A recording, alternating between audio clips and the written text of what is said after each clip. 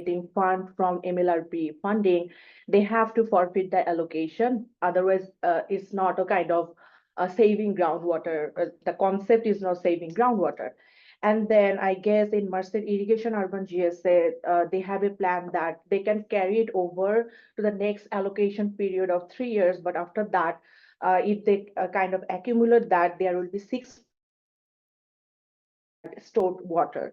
So my question is, if these projects under MSGSA are getting like fund for groundwater recharge and restoration, and they do not forfeit their allocation, so do you have any plan to have control over that? Because this might create a groundwater trading opportunity for them. I mean, if they store more water than they require, there is a chance that they can make a deal with other growers to supply those allocations. So my question is, do you have any plan on that, or still like discussing on that, or you are just gonna let them not forfeiting their allocation? So under the Merced MLRP, they do not have to forfeit their allocation for the MLRP projects, and MLRP does look to reduce groundwater, but it's multiple benefits. So it's not groundwater reduction only. And so those projects forward because of the other benefits that they provided. And the grower is allowed to take the allocation for that ground that they are repurposing and use it somewhere else, either on their lands within the same zone, or there is allowed to transfer groundwater within the zone as well. So to other growers as well, or it has to be his own property? It can go to other growers. Greg, do I have that correct? Yeah, you can transfer your allocation to other accounts within the same zone, and those other accounts may be owned by others. But like, how does it like create a plan to kind of control the overuse of groundwater? What if they make a deal and just store and like trade between themselves? So is there no control over that, or maybe annual loss or anything? There is a limit of 48 inches of use per acre in the groundwater allocation. So you can store, but you're still limited on how much you can pull out in 1 year. Okay, so there is a limitation on pulling out. Yes. Okay, thanks for Correct. clarification. In the allocation rule. Okay. Is that right, Greg?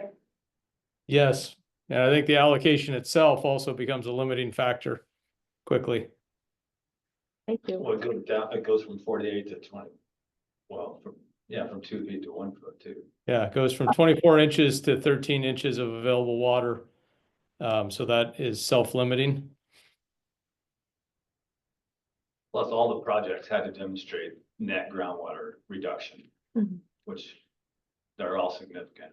Okay. In the MLRP, it was not designed to focus on net groundwater reduction. It was designed for repurposing of farmland. And so there was credit and scoring related with water savings, but that was not a primary purpose, unlike the state's land flex program they did a few years ago, which was all about buying down water use. Multi-benefit land repurposing was not designed that way. Okay, I think like East Arlock is kind of like merging these two, like they're supporting the like people who are getting fund at the same time, like trying to have them forfeit their allocation so that they can have like save groundwater. So that's why I wanted to have feedback on it. It may not be DOC money, maybe a different. No, they have MLRP Yes, money yes, in East Turlock as well, but it's however they design their program, Okay. and they've designed their program to not allow you to Okay. keep your sustainable yield, I guess. They don't even have sustainable yield up there. They're still working through them. Okay. Any other public comment? Okay. So there, just real quick on the, I guess I'm not familiar with anything north. So they haven't completed their plan to where they have a sustainable yield or anything? They've completed their Allocation plan. They do have an allocation program. They just don't have a number that is sustainable yield. They are reducing, but they don't know how far they're gonna reduce down to. Gotcha. Oh, But And they their do plan- have an allocation in place, and they actually have per acre fees that they just adopted April a 8th. week ago, April 8th.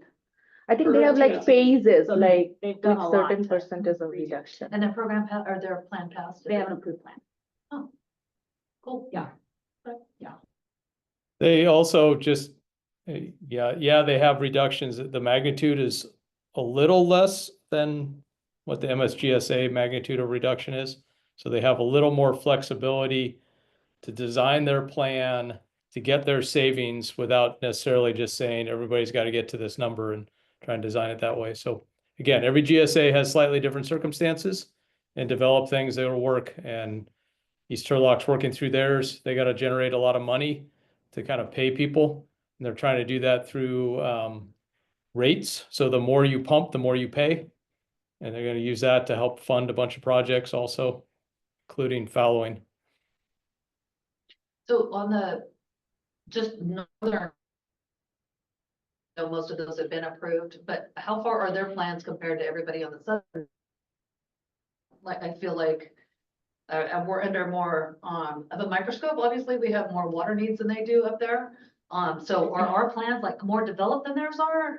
Yes. They are, Yes, and yes. then, so we're actually like implementing them, working through them more than they're still kind of in the process. Yeah, I don't know if there are any actual allocation programs in place that are north of like San Joaquin County.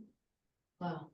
Yeah, there's, we're having discussions with several folks in San Joaquin County and they're not there yet. They're like trying to get a handle on how big the reduction is and how to manage it and things like that. So, essentially I would say East Turlock is probably the most northern that has some semblance of an allocation. And the rest is going all the way down into Kern, And that's the high priority subbasins versus pretty much. Critically overdraft. or near Sacramento. Right. They had more time to come in. It's when you have no other choice. Yeah. You gotta go to an allocation. Yes. Okay, It's not fun. so the, Basically a following program. Yeah. the next item is the minutes. We don't have, a quorum again. And so we have June, November, January, February. I did not put the March minutes in your packet, so we're just gonna hang on to all those and we're gonna add March and February in your next meeting. And Danielle is gonna send multiple emails in advance to get a quorum. So that's the best we can do. Next is the allocation rule concept. So this is really the meat of what we've got for today. And what I'd really like to do is, we have Chris Hefner with EKI on. Chris is gonna walk through the above and below Corcoran analysis that he did at the GSA's request last year in 2024. He has shared that analysis with the Strategic Planning Ad Hoc Committee, but he has not shared it with the TAC or with the board. He will share it with the board at an upcoming meeting, but we thought we'd bring it here to the TAC. And it would be good for you guys to know what EKI looked at regarding above and below Corcoran and pumping and kind of what data gaps are out there about that. And then the last section that we have for review in the allocation rule is the section on transferring allocation to parcels above and below Corcoran. And so Greg will review that, but I think it'll be nice to hear from Chris first, and then Greg on that one section. And then I want to be able to spend a good amount of time on the comments that Brad Samuelson made. He already emailed them to the TAC members, and then we have it printed out here in the room. And Brad, I think what we'll do is just kind of go down. If you want to go through every single one of these, however you want to do it, what your comment is, kind of what your thinking was behind it, and then we can have a discussion on each of those. Because I don't know if you want to spend time on the sections that have already been adopted.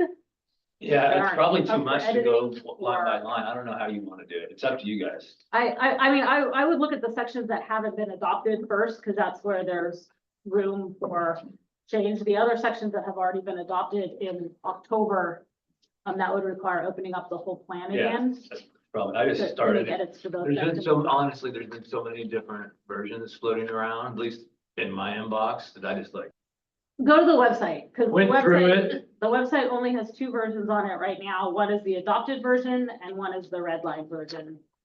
that has the adopted in black and white, I and then newer anything from with here, though. changes. What? I had a newer version from here though, that wasn't on the website. The only version that has been released is April 8th, the April 8th version. It's on the website, and the email that went to the, with the TAC agenda linked to that April 8th version, the Okay, red line version, yeah. anyways. Hopefully I have the section numbers right.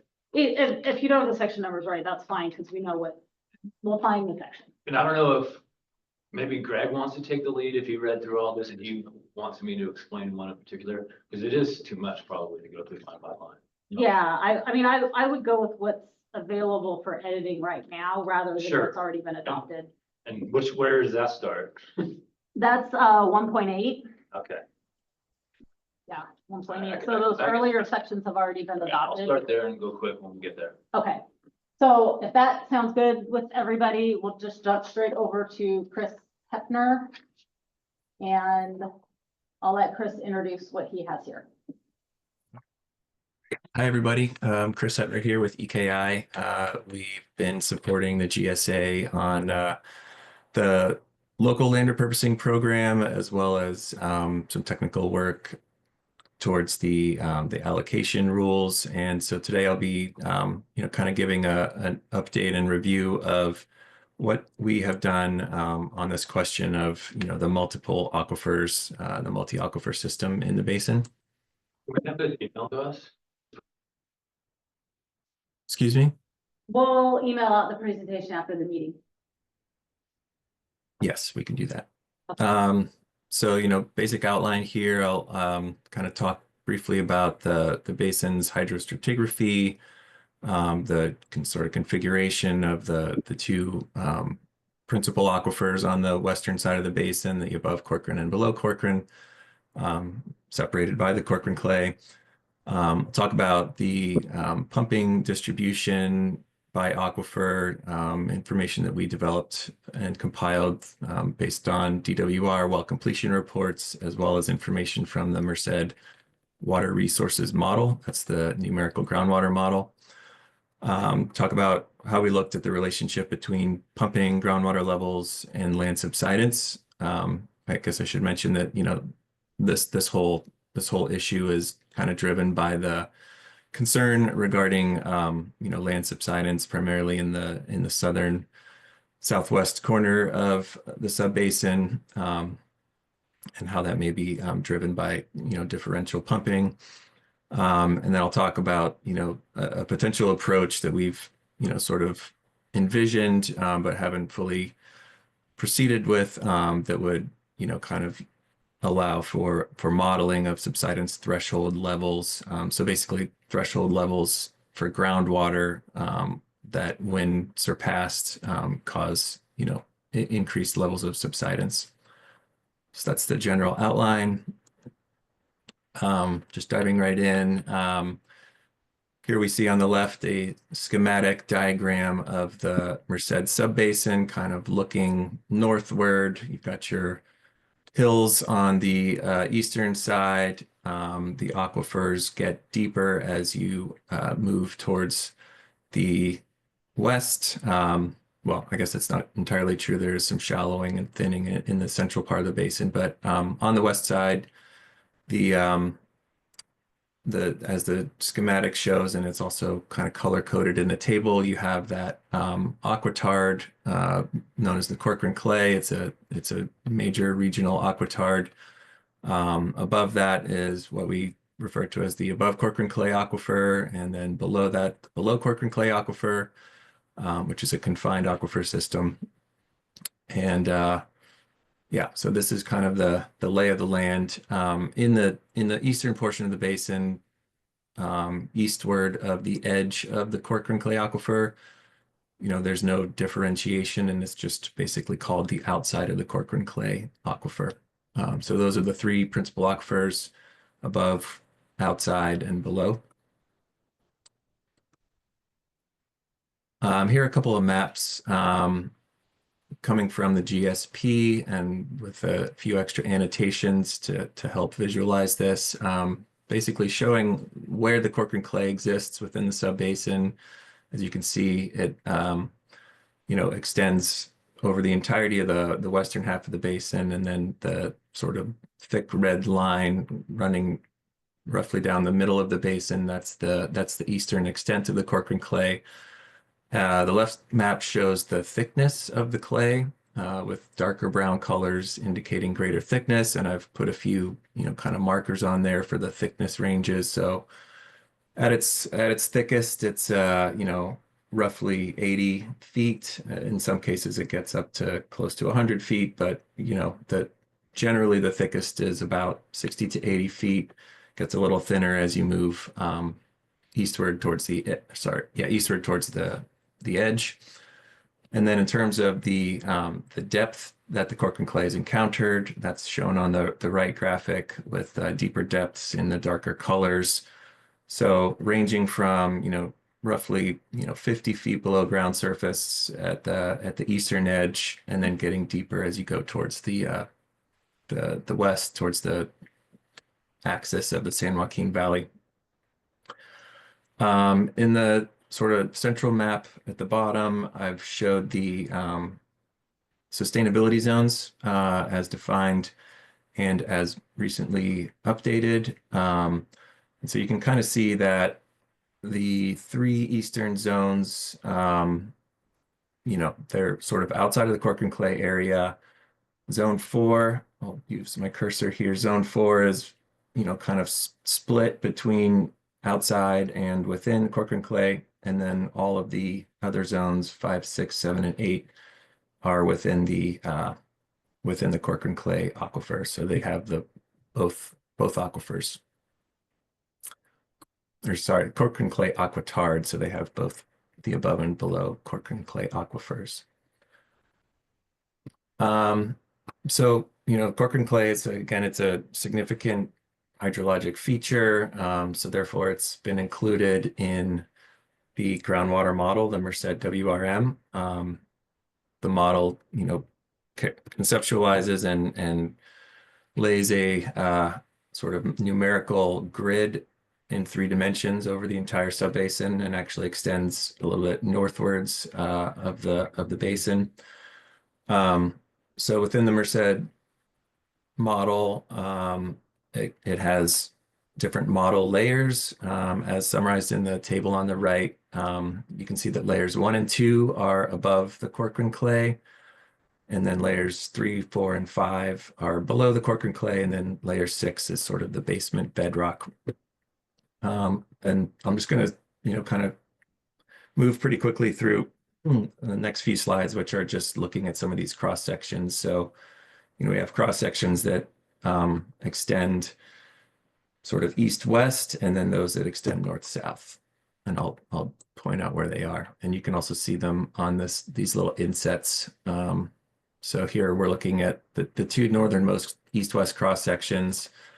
And, as you can see, basically, well, it doesn't really matter to look at the top one. So let's look at the bottom one. In the bottom one, the clay, it's this thin pink layer here. And then everything below that, these are layers, 3, 4, and 5, which are below Corcoran clay. And yeah, it does actually get a little bit deeper depth to basement bedrock, further east. But what we're really concerned about or looking closely at is what's happening here on the west. So you can see, here's the Corcoran clay with the above aquifer layers and then the below aquifer layers. So that's just to orient you. Moving southwards, these next 2 sections, kind of show the similar setup with the predominant, thicker set of aquifers being the below Corcoran clay aquifers. Here's the thin Corcoran clay itself, and same thing up here in this other section. Moving through these, this is pretty much the same picture.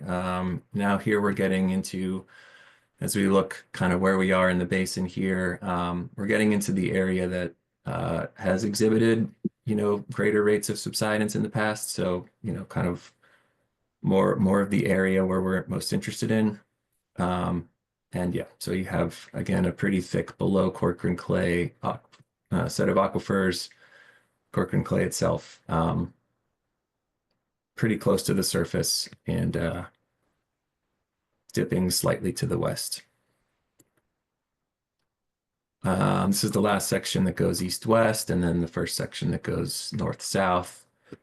I won't kind of go over those details again, but so now we're sort of moving eastward with our sections, still sort of in the center part of the basin. Here we are, we're starting to cut through the Corcoran clay. And again, there it is, that thin little pink zone. It's a little thicker here as we move closer to the western boundary. And then I guess the last one here shows much the same thing. So again, you can see this Corcoran clay and where it's located within the stratigraphy. So looking at, we want to really understand what the depth of wells are in the basin so that we can, understand where the pumping may be coming from. So DWR has a well completion report database, and the maps that you're seeing underneath this basin outline are from that data set. Each square is a single 1 square mile section. And what we're looking at here with the different color codes is the, average depth of production wells. So production wells includes agricultural wells. It also includes public supply wells, but those are, a lot fewer than the ag wells.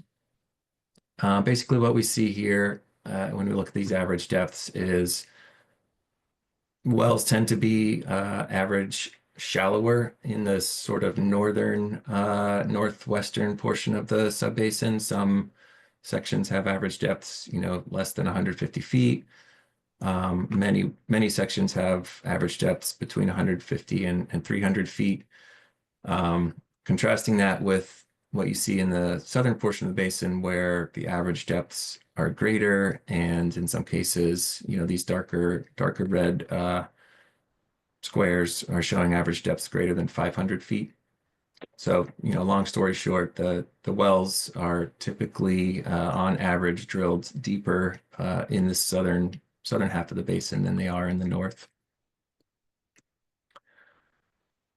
This is the same type of graphic, except here we're looking at the minimum well depth in a given section. So, everything looks a little shallower here than it did on the last slide, just because these are the minimums, but you can still see the same pattern. And then the maximum well depth, again, same pattern. Things are deeper as you're looking at the southern portion of the basin. So what we did, we compiled all of that information and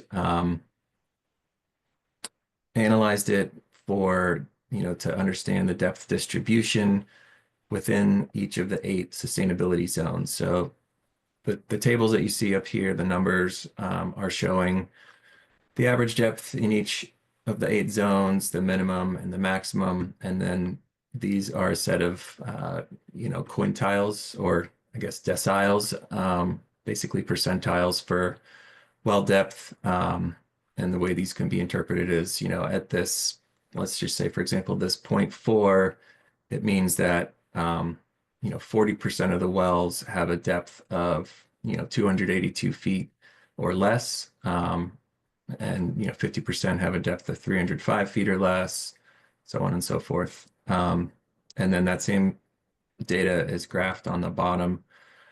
And I guess what I want to relay here is that, just kind of drawing a dividing line at the 50 percentile, and then looking at how these distributions look by zone, we can see that in zones 2 through 7, so that's, inclusive of those sort of zones where we're,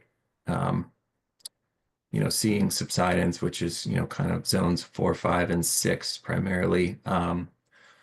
In those zones, more than 50% of the wells are at least, 450 to 500 feet deep. And I'll just flip back to the Corcoran clay depth maps so we can kind of see how that looks here. So with the top of the Corcoran clay, ranging from, let's say, 100 in this band to like 150 and then 200, and the thickness on the order of 20 to 40 to 68 to 80 feet here. The bottom of the Corcoran clay, I don't have a map that shows the bottom of the Corcoran clay, but just kind of doing the math, the bottom of the Corcoran clay is in the range of about 150 to 250 feet deep, just round numbers. So when we see wells depth distribution where, again, we have average depths, oftentimes greater than 500 or in the range of like 300 to 500, that, and then we see the same thing in this distribution here.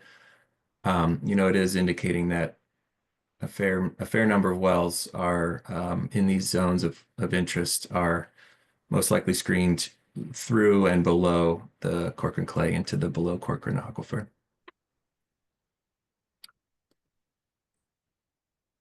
So how this is represented in the model, the Merced Water Resources Model. This is, some information from the original model documentation. And I guess I should mention at this point, there is an updated version of the model, very recently updated. And the work that I'm presenting here, which was done last, basically 2024 spring, does not have and is not based on any information from the updated model. And I'm not sure the extent to which, pumping distributions or anything like that have been updated in the model. I know it's been extended through time and perhaps some recalibration and things like that. But anyway, with the available model, the one that we've had access to, this is how pumping is kind of distributed in that model. So here's a distribution of well depths, a histogram of number of wells for each given depth range, and you can kind of see this overall shows the bulk of the wells, in the sort of 200 to 350 range, although this is kind of for the whole county, not necessarily just limited to our zones in the south that we're most interested in. The two maps kind of on the top show the percentile of well depth that they have represented in the model, and you can still see that sort of general deepening or deeper well construction in the southern area than in other portions of the basin. So the way the model assigns pumping, it's assumed that the pumping occurs between the 25th and the 27th, or 25th and 75th percentile of total well depth. So basically within between the depths you see on the left and the depths you see on the right, which is a totally reasonable assumption without any, greater detailed information to go on. So that's basically how the model has depicted this. How this translates into layers and pumping from above and pumping from below the Corcoran. What we've got here is the color codes corresponding to the fraction of the pumping that occurs, in a given layer. So the blue colors are higher fractions, red is lower fractions, greens and yellows intermediate. And really what we're seeing here is that the bulk of the pumping as represented by the model is coming from like layer 3, which is the uppermost model layer that's below the Corcoran clay.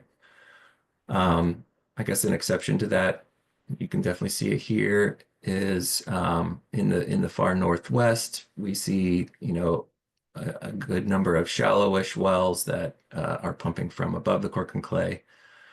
But yeah, the sort of takeaway here is that the model represents pumping coming from layers 3 primarily, and then layer 4. This layer 5 predominance of pumping over on the east, that's largely driven by the sort of the way the layers sort of come closer to the surface on the eastern side of the model.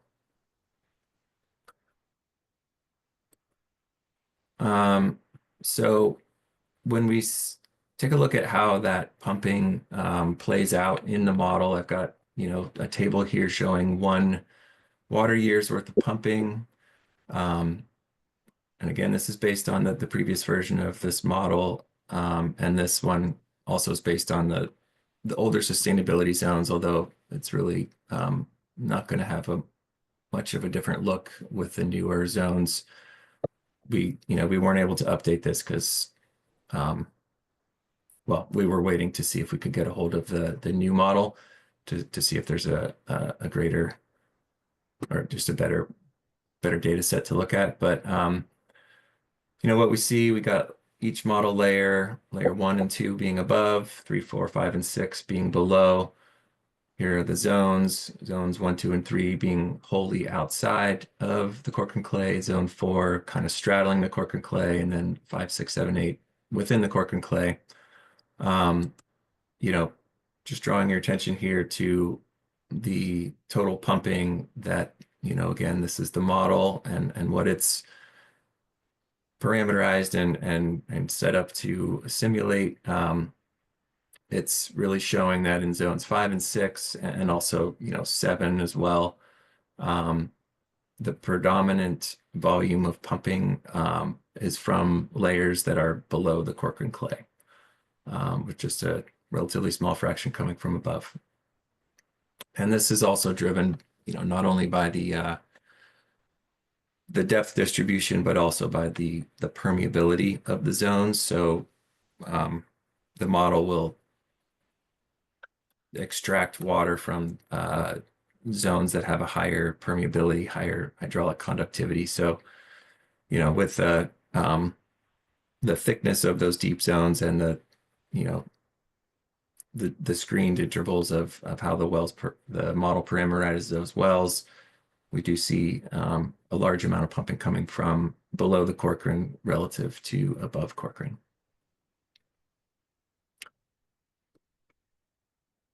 So I'll just move here on the next couple slides showing, paired maps of groundwater extractions on the top and land subsidence from the INSAR data that's available through DWR's Sigma data viewer portal. Just looking at the color scales here, darker blues indicate greater rates of subsidence, greater rates of pumping. And then in the lower sets of panels, gray is largely close to 0 rates of subsidence, with kind of dark green, light green, yellow, and orange representing increasing levels of subsidence. So again, we can kind of see this pattern where in each year, subsidence tends to be mainly occurring in this southern area, roughly in zones 5 and 6, and in some years a little bit more than others. So we've got 2019, 2020, and 2021 here, and then same depiction, but with the next 3 years. So 2022. We do see kind of an expanded area of subsidence, and we're seeing some of these, yellow and even a tiny little bit of orange around certain areas. So that's the distribution of subsidence. And, as you can probably see, the adjacent Madera and Chowchilla Subbasin to the south is, kind of experiencing greater rates of subsidence or more extensive subsidence, and that's sort of spilling over into the Merced Subbasin from the south.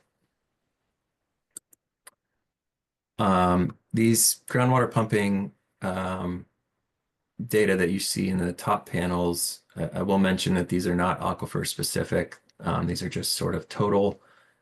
But as I mentioned before, the predominantly the groundwater extractions are predominantly occurring below the Corcoran, according to the model, which is based on those well data and the aquifer properties.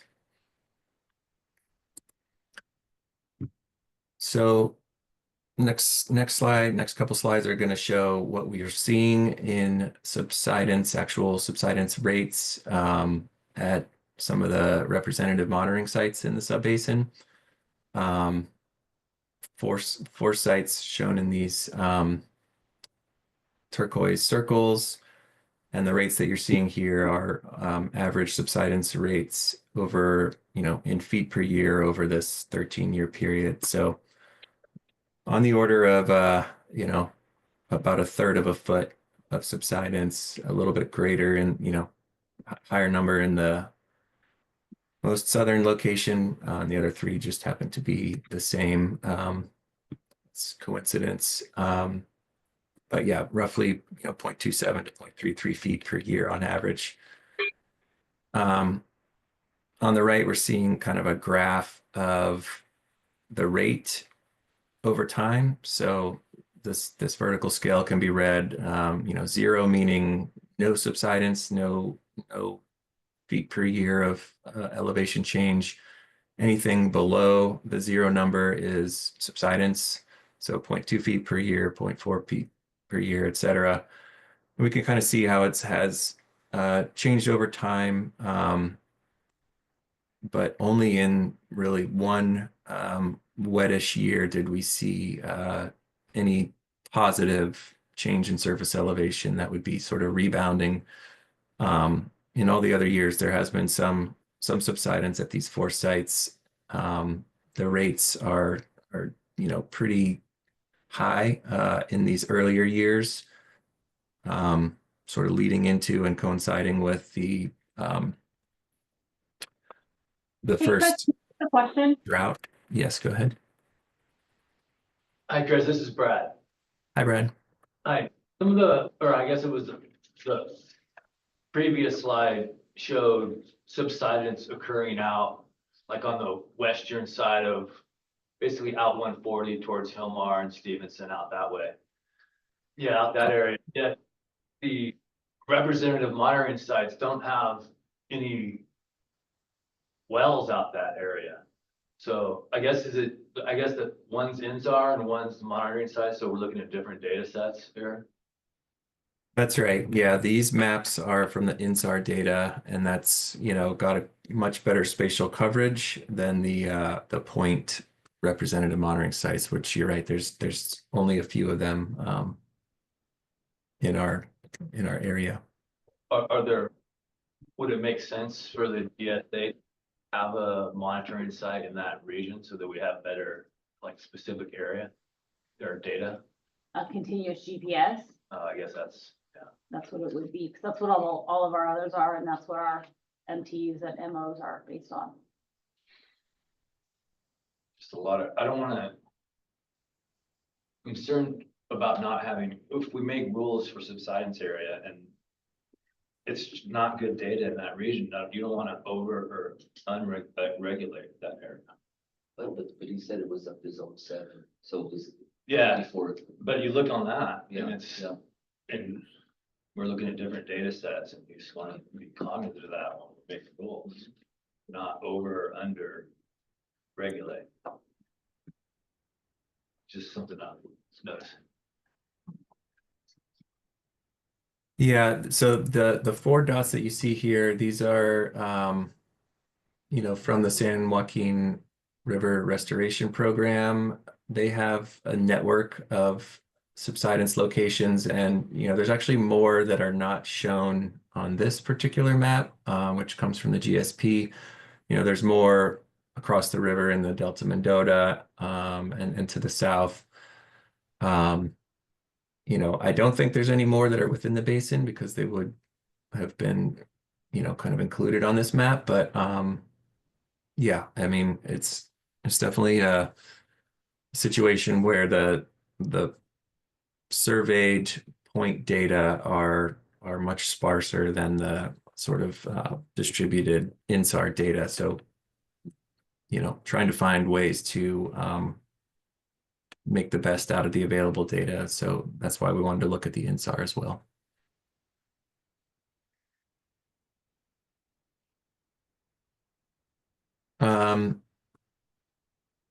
So also shown on this graph here are 3 black lines. Solid line is set at 0. So that is the measurable objective for subsidence, you know, 0 feet per year. That's also the minimum threshold rate, not accounting for any uncertainty. The next one down, this dotted black line, is what we got called here the minimum threshold with uncertainty, and that's, you know, negative 0.16 feet per year. You know, the GSP in its revised, you know, version that was then approved by DWR, it set these sustainable management criteria this way. So, you know, setting the MT to 0, but also acknowledging that there is an uncertainty associated with subsidence, which was given as, you know, 0.16 feet per year. So just kind of looking to see, you know, how these observed rates compare to, let's say, the dotted line. You know, the bulk of rates in most years are, you know, kind of beyond the sort of uncertainty level, meaning they are greater than that uncertainty level. There's a few that are kind of within the realm of uncertainty. And then, as I mentioned before, we actually have a wet year that had some rebound. But anyway, this is just kind of comparing these rates that we've seen with the established sustainable management criteria. And then the interim milestone rate is, you know, for 2025 is shown as 0.75 feet per year, you know, which thankfully is much greater than what's been observed. But yeah, you can kind of see the trends here. I mean, I guess it's good news to see that compared to in this sort of early teens period, the subsidence rates have been lower than they were, and including a couple of, you know, recent years where it was actually the opposite of subsidence. So this next slide shows, you know, how subsidence and groundwater levels at the groundwater level representative monitoring sites are kind of moving in concert with each other. So just walking you through each of these graphs, the brown line is ground surface, the green line is the measurable objective, the red line is the minimum threshold, and then all of the little triangle points are the actual observed groundwater levels. So, you know, for example, in this one, we are fluctuating up and down here.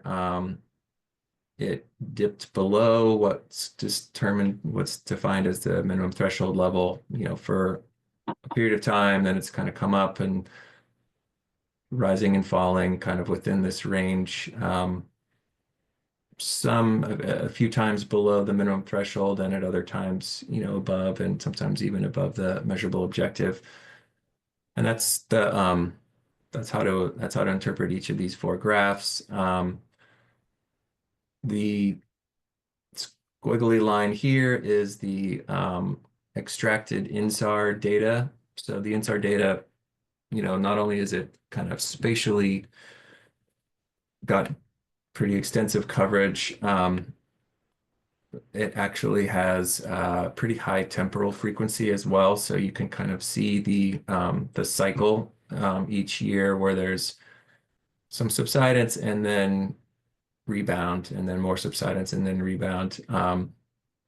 Unfortunately, the trend year over year is downward in much of this time period here. We do see, and I'll kind of put some annotations up here. We do see in kind of the early time periods, or the early 2020s, we see some increased rates of subsidence year over year with, kind of the seasonal low and the seasonal high, both, lower than the previous year, at a greater rate than they were previously falling. We see that in this one pretty markedly. And then on the flip side, we also see a couple of periods where the subsidence rate and this is not subsidence rate, this is actual land surface elevation. We see times where, we seem to have flattened out or stabilized year over year. The change is not terribly negative, kind of a flat trend there. And so I guess the goal here is to try and understand if the flattening out is indicative of where groundwater levels need to be in order to stay, away from subsidence. So, for looking at this one here on the top right, clearly we see, in this time period of increased subsidence, that also coincided with some groundwater levels dipping, below the minimum threshold, below this red line. But in the recent years, where groundwater levels sort of stayed above that minimum threshold, we were seeing lower rates of subsidence, close to zero. And you can kind of see the same pattern in the other areas that I've circled. But yeah, I mean, this is kind of the thrust of our approach to this, is to look at how subsidence rates change for different groundwater level conditions. And the behavior that we're seeing is generally as expected, where higher groundwater levels can kind of keep you from experiencing subsidence. But when we dip below groundwater, certain groundwater levels, that's when subsidence continues or even accelerates. So that's pretty much the extent of the analysis based on observed data. My last two slides are, kind of talking about work that has not really been completed to the level of being able to share, but as a technical advisory committee, I'm glad to be able to describe the work and the approach to you, and to get your thoughts on it. But basically, with the available INSAR data, which I mentioned is high spatial resolution and temporal resolution, pairing that with relatively high resolution groundwater elevation data from the Merced model, could provide a set of paired data over space and time that would, potentially allow us to discover these thresholds, water levels, below which subsidence increases and above which subsidence, kind of tapers off. It's kind of a big, like, data management, data analysis approach, because, again, these data sets are large and they're not necessarily correlated in, point locations to other point locations, and time measurements to other time measurements. So there's a lot of kind of data analysis required to hammer these two data sets into shape to be able to evaluate them. But this would be the approach. We do have tools that are available and to do this type of work. This is my last slide here. Basically the approach involves aligning the subsidence INSAR data with head data from the model. Making sure that the heads and the subsidence are talking about the same time and location. Looking at the possibility for a lag between water levels and observed subsidence. So, this temporal lag can be looked at, whether it's 1 month, 3 months, 6 months, etc. And then, the sort of heart of it is to use a variety of different statistical approaches to determine what that threshold head might be. So I've, kind of listed out 3 potential useful methods here. And, in the end of this approach, what we would get is, maps of these thresholds along with uncertainties. And then, this information could be used to inform allocation policy that, distinguishes between the multiple aquifers, to set different rates and different amounts of pumping for the different aquifers.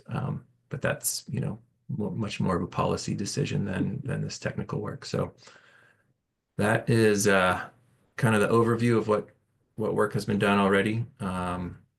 And yeah, happy to hear any thoughts and questions you may have.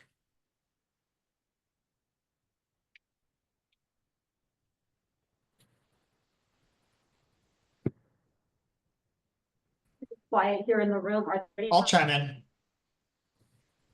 Hey, Lou. Hey, Chris, how are you? Good. Thank you for the presentation. I think, a lot of this is engineering parlance that's presented to farmers. I cannot clearly extrapolate what the action items here are. I'm assuming that with respect to threshold groundwater monitoring levels or applying different data sets to groundwater monitoring for subsidence, other aquifers have come up with a good mechanism to do that. But as I go through this, I'm seeing where the subsidence is occurring and I'm seeing the data sets that you're grabbing, but I'm not clearly able to delineate the action items or the analysis that the technical advisory needs to do with this data.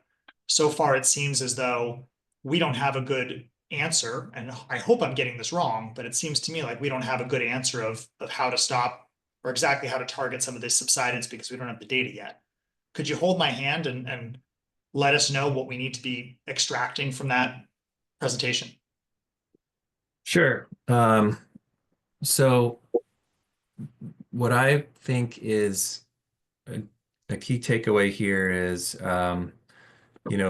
we have a few different approaches, one that you're kind of seeing on the screen right now, and the other that was a bit more empirical, kind of looking at those subsidence rates versus groundwater levels. We have those couple of methods that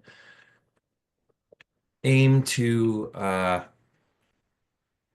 define, what is the groundwater level below which subsidence kind of becomes a significant issue. I haven't given that direct answer here because, I agree that there's more work to be done to find that answer by conducting some of these analyses, with the best available data and models. But at the point when we do have that answer, and I think it would look like something like a map of a threshold, and the threshold would be a groundwater elevation, the sort of action or decision at that point would be it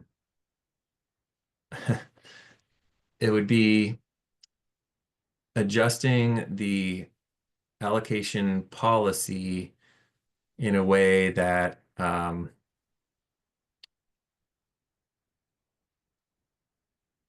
directs the pumping to occur from, aquifer in certain areas, from aquifers that are not going to cause groundwater levels to reach that level.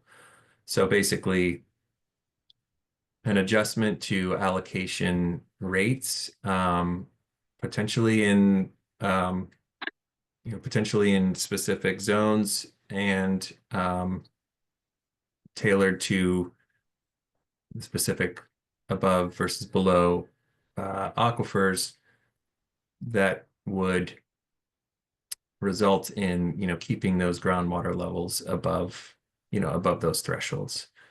So, I mean, as you see, I'm sort of struggling to describe that because, it is kind of a significant leap to get from, the type of estimated threshold results that we can likely get from this data to that policy. So exactly how the board and the TAC and sort of groundwater managers decide to use that threshold information to get towards a quantitative, pumping allocation number.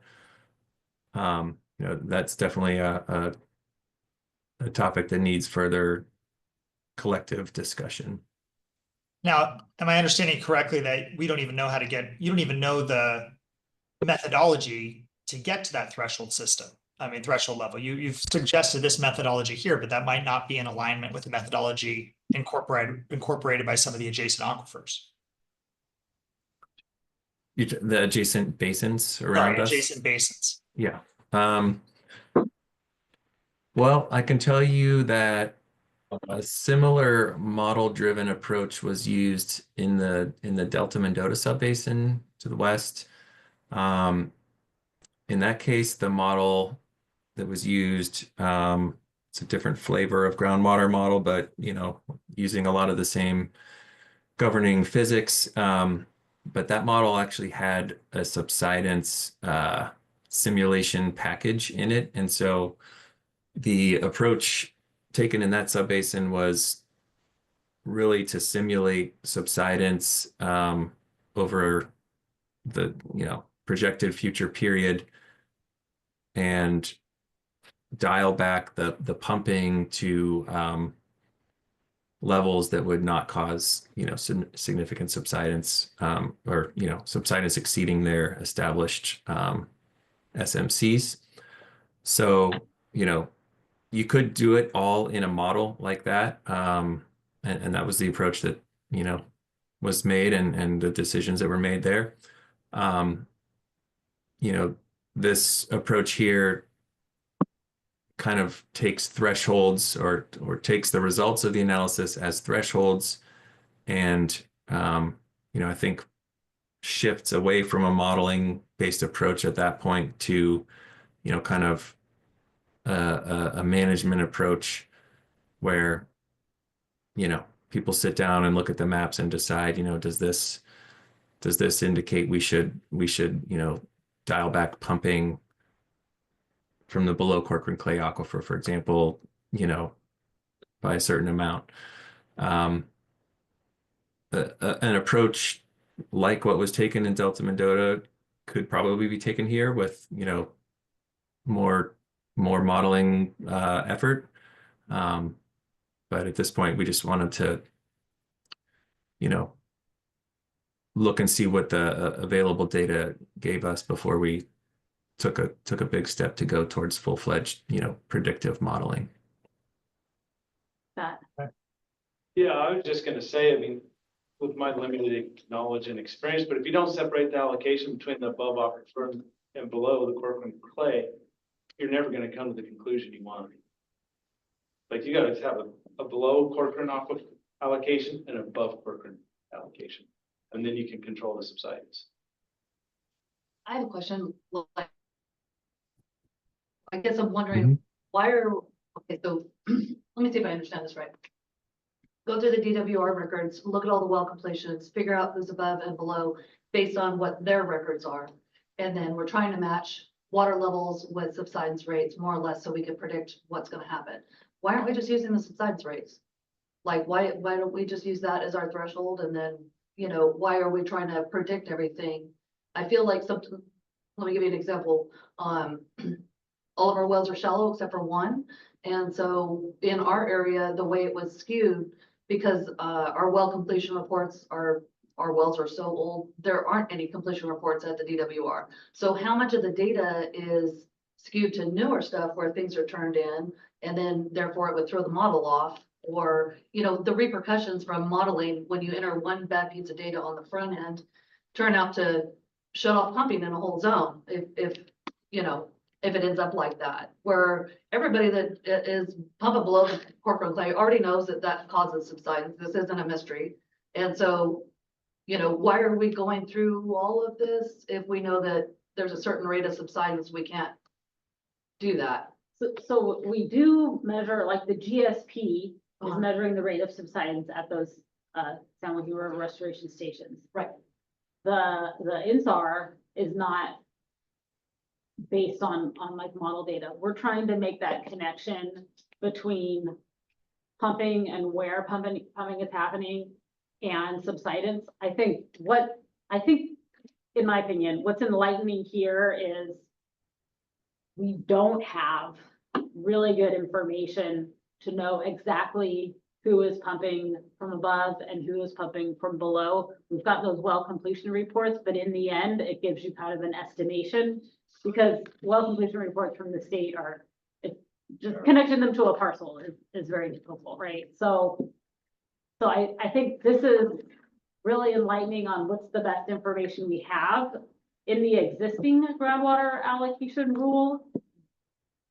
And this happened when I was on maternity leave, so those of you who are in the room, tell me if I'm wrong, but I believe they didn't go forward with putting caps on above and below because we don't have good enough data to make those decisions. Because you start capping somebody who's below the Corcoran, then if they don't have wells above, then they're spending six figures to put in a well above. You're going to impact the upper aquifer. You know, there's a lot of Right, but you're gonna dry us up that are only pumping from above right now. And Because we happen to be in the zone with all the people that are pumping below. And Yeah. then, and you're talking about, okay, well, they gotta go drill a well. And- Well, you're gonna dry us up, and Right. then like, Yeah. how much money am I losing by not being able to farm all my ground because they're subsiding us?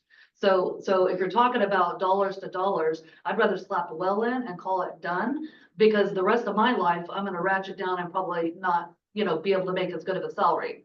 So if you're talking about dollars to dollars, like, sorry, you gotta put a shallow well in, you know, like, I guess that sucks, but, what sucks worse is when you have the water and you can't use it. And you're not, and like, I'm not able to farm the whole ground, and so how much money am I leaving on the table by not being able to do that because we're getting wrapped in with other people? And so, you know, I completely understand the upper and lower. I guess I just feel like, I'm not exactly sure if we already know this, like, why aren't we just kind of taking that as a given? Because everybody already knows if you're pumping a lot from below the Corcoran, it's gonna cause it. So now we have to, instead of just looking at the subsidence numbers, we're gonna try and model it out and predict things that may or may not be correct and then write policy on that. Instead of just looking at the actual figures and saying, well, looks like we're causing too much subsidence, the next 5-year plan, we need to ratchet back our allocations on below the Corcoran. Or just an example, you know? My hope of this is to be able to pinpoint where the subsidence is coming from to a smaller circle than even the zone. So where we really go and do a deep dive and find the actual wells that are the most significantly causing it, and get the most bang for our buck with those more restrictive regulations. Because to do everywhere where there's Corcoran clay and go through and get a well inventory of everybody's wells, of what's below and what's above. Based on that, the data and the time to do all that, would be crazy. So my hope is we pinpoint the area and really concentrate there on ceasing subsidence. I think one of the things that I got out of it too on slide 22, it was showing the years that like maybe it bounced back up a little bit, right? So I believe it was 2017 or 2018, we had a wet year and not that many people recharged, but it got back up to the to the Eden bar or wherever we're supposed to be, right? And then in 2023, everybody recharged, and so now we're above it. So the biggest thing I got out of it is we need to recharge, because if we and nobody did really any recharge in 2017, and we're already there. And then, you know, everybody kind of was half doing it in 2023, but if we all go for it, then how much more are we gonna gain? So in The state lets us. right, but I mean, I'd rather try to go for more than just figuring out how we're always gonna deal with less. You know what I mean? So, yeah, right there, 2017, 2018, we're right at the measurable objective, right? And so then in 23, it shows that we're above it. Well, everybody everybody recharged. So, I mean, doesn't that just kind of show you?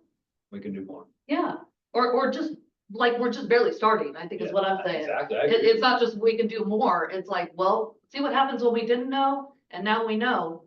So Yeah. let's take it to the next level. I think 2023 is also a combination of not pumping from below the roof, like less pumping. It from was below. It's pretty not much just here. because when you're recharging into the upper aquifer. Right, But if you actually stop the pumping from below the foreground, that's when you're seeing. The telltale Right. signs when we have the next 3-year drought.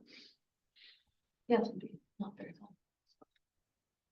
So I think the discussion we're having now leads really well into, one of the last sections we have, and it's about being able to transfer your allocation to one of these areas that have the porphyrin clay. And so Greg, I'm kind of moving us along because I want to leave time for Brad's comments. And just, I going to an MLRP meeting at 4 that Rand's hosting is always At 4.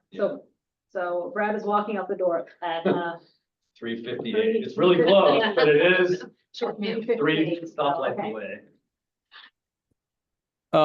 First, I want to just point out again under 1.5.3 of the current adopted policy, if the subsidence levels are not being met, you can essentially stop any APA from being pumped below the Corcoran clay. And unless, well, you can stop any APA, and if somebody is pumping above the Corcoran clay, they just have to show us that all those wells are above, and they maintain all the APA. That was, so we've set it up to be able to have this, but I think one of the things we're trying to do is get started again. This is the whole, we got to get hitched to the horses and move west. Going to 24 inches between the sustainable yield and the APA is going to have its effect already. And then if we start seeing some inability to meet that objective, we can cut off that 11 inches or that shrinking number of APA. And so we will have more effect. And then ultimately we can further adjust the below and above Corcoran. So it's all set up that way. We were just not trying to impose that restriction right out of the gates. Beyond the quantity of total of 24 inches in year 1 and going down from there. So let's go to, I think it's 1.7.4.3, sorry, 17432. Is this? You just show where it is. I did not print out the allocation because that language is kind of where it is in the document. Because it's a really large document. Let's see. Adriel's on it for us. This is all new stuff we haven't seen before. This is not language, this is discussion about what will become language. Yeah, let's put it this way. There is no language to bring forward here. This is the one of the only spots that we said by April 1st that we didn't actually get something drafted on it. And the question that we're putting forward and asking tax input on is, should we put some sort of limits on any transfers related to these allocations? So for instance, if I transfer my allocation to you, Brad, and we're in the same zone, and now you're pumping all of that from below the Corcoran, you're having a greater effect, right? Than just having your portion of that allocation to pump below the Corcoran. So one thought is, do we either disallow transfers or only any transferred allocation has to be pumped above the Corcoran in order to not exacerbate any issues locally in any kind of transfer of an allocation. Are we talking all in the same zone right now? Transfers right now can only happen within a zone. Other than there's a little quarter mile or whatever, half mile, same ownership thing. So if you're in the same zone in the worst subsidence area, could you transfer it to your neighbor? So you, Could Larkin, who generally would pump above, right, Oh. except for that one well, could she transfer it, say you're out there and you only have deep wells, you're in the same zone? Could she transfer it to you? yeah.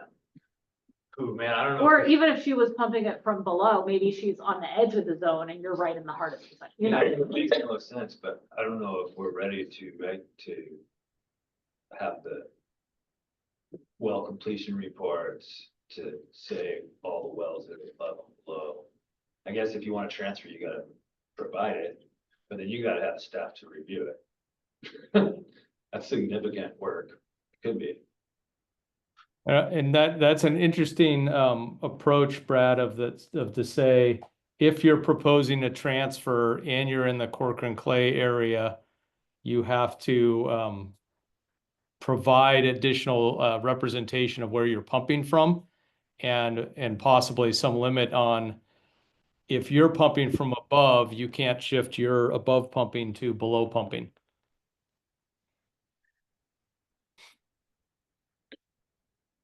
Something in those kind of concepts. Now, one of the other things I want to make sure, and Adriel can pull this up really quick, the map of Corcoran, if you recall, Chris presented some information that showed all the Corcoran Clay areas as it related to the zones.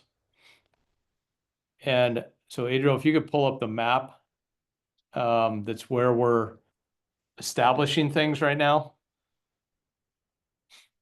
One of the things that you heard Chris say is zone 4 is bifurcated, and you can see it in the white hashed area, following Adriel's hand right there.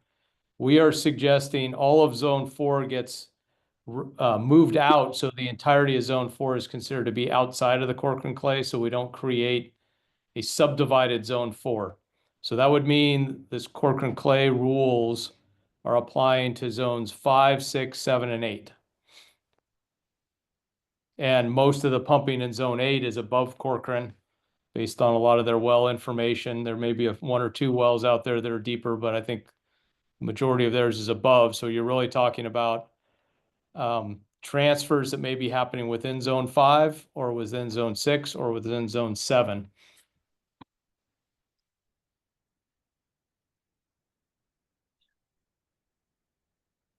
So we're looking for some TAC input on how maybe to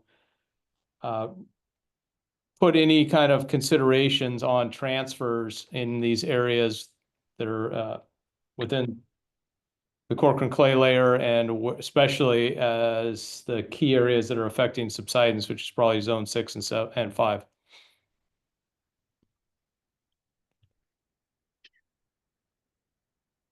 I don't want to say it, but Say it, Larkin. I know, I always do. I just, God. It's already tough already to say that, we can't even trade water now. It's really gonna doom a lot of people, and so, God, I don't know, but I mean, I understand why we're doing it, and I understand the thresholds that we have to meet, and so I'm kind of divided on it, because it's like, I still go back to the fundamentals where it's your water and you should be able to do what you want, and I realize that we're in a boat and that ship sailed, but I mean, you're really cutting people off at the knees now, if you can't even trade water that people have squirreled up to trade. And so, I mean, it's gonna be bad enough anyway when it comes to just ratcheting down that, I mean. And you're already talking about just in the zone. Right. So you're limited partners. It's small anyway, and so is it really gonna make, I mean, I don't know. One of the There's other things, not much to be able to Or swap back and forth anyway, it that's sounds not like. above Corcoran Falls, there's so few. Right, just you guys. So is this gonna make that much of an impact that, Is there a way to try and set the groundwork in the verbiage for the future? So that we can say, hey, in the next 5-year cycle, when we go through it. That way people, if they're actually up to date and reading anything, they don't continue to squirrel it away, knowing that in the future, hey, this might become a thing. I feel like we don't need to go there this go around, but maybe we should. We're definitely gonna have to go there in the future because the whole goal is to stop subsidences, It kind of goes along with one of my comments in here was that, in one of those sections, we limit where you can pull your recharge water from. Right. And Be the same type of thing. almost everybody's pulling from the deep aquifer, so therefore no one's gonna get any credits for the recharge, so therefore they're going to do. any Well, recharge. let's go to that comment for a minute, Brad. I'm really curious if you're recharging through anything other than an ASR well that's punching below the Corcoran, your recharge is not getting below the Corcoran. And so to allow somebody to get a credit and then pump it from below, I don't know if that's physically consistent with what we're trying to address here. So what we saw on those rebounds and the stuff that Chris just showed, the rebound happened when there was a lot of rain happening, and so people did not pump from below, and that's why you got the benefit. So if I recharge above, but then I pump that credit below, I'm not actually going to create a benefit, I think, to subside. I'm going to continue to impact subsidence.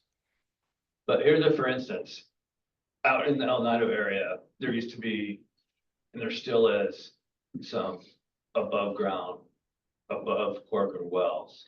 Mm-hmm. The vast majority of them have gone dry.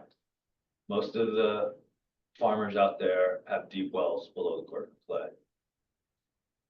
There's the El Nido Canal and the Chapchula River are out in that area, and there's opportunities to do recharge. But most of those growers don't have, they have above ground wells, above Corcoran wells that aren't good enough to use. They're either just presumably abandoned. If they never get credit for them, we want to encourage them to start, and then they'll slowly but surely be able to transition to above before 2040. So out the Yeah, gate. but you've already set the rules in the policy that say, in the draft policy, the decay doesn't even start for 5 years. So I could bank water, get a credit on top of the ground, on top of the Corcoran, and still pump that credit sometimes 7 years from now below Corcoran. That's not much of an incentive to switch your well location. And I'm playing devil's advocate with you, Brad, purposefully, because I think it sets up a potential. I'm trying to convince farmers to do recharge, and if they don't see it on paper in their accounts, they're just not going to do it as quick. And I want it start in year 5 or something like that. That's my point. Decay already doesn't start until year 5. And if we also say, oh, and your water you put above the Corcoran, you banked in that top 150 feet, you could pump from a well that's 400 feet deep below the Corcoran. I think we're going to have a really hard time not saying that that's actually new water that they're pumping, that they put in on top and as surface water stored. I'd like to hear from the other TAC members. I think Greg's got a point, but I think you've got a point. So that makes it hard because as far as physics go, Greg's not wrong, but how do we encourage growers to want to try to? All right, in El Nido, you have a lot of domestic wells that are above Right. Corcoran. Yeah, So I mean, there's recharge that could help those domestic well users for sure. yeah. So that's not going to happen now. So, it's kind of tough to spend, $400 or $500 a day of diesel just out of the good of your heart to recharge domestic wells that are 5 miles down the road, I'm talking so. about nearby growers that aren't incentivized to Yeah. do recharge. Right, what I'm saying is, I think we're saying the same thing. Okay. I think have some benefit and not just do it because, it helps the rest of the community, but because they're gonna spend their money and get something in return, which they should. Yeah, but here's I'll pull one from Greg's book here and play devil's advocate. if one of the major reasons this entire basin is being drug into having us all to deal with this is subsidence. I'm not in the subsidence area and I'm being slammed with all of this bullshit. The subsidence, and I'm going, I feel you. Yeah. So it ain't it's right. not- So I want to send them a bill. Right. So the fact that they don't want to, fix their own subsidence problem, I'm having a really hard time. I really am. Greg, what about the subsidence areas? I don't think there's any denying those areas. Why don't you start the APA at 6 inches instead of 12?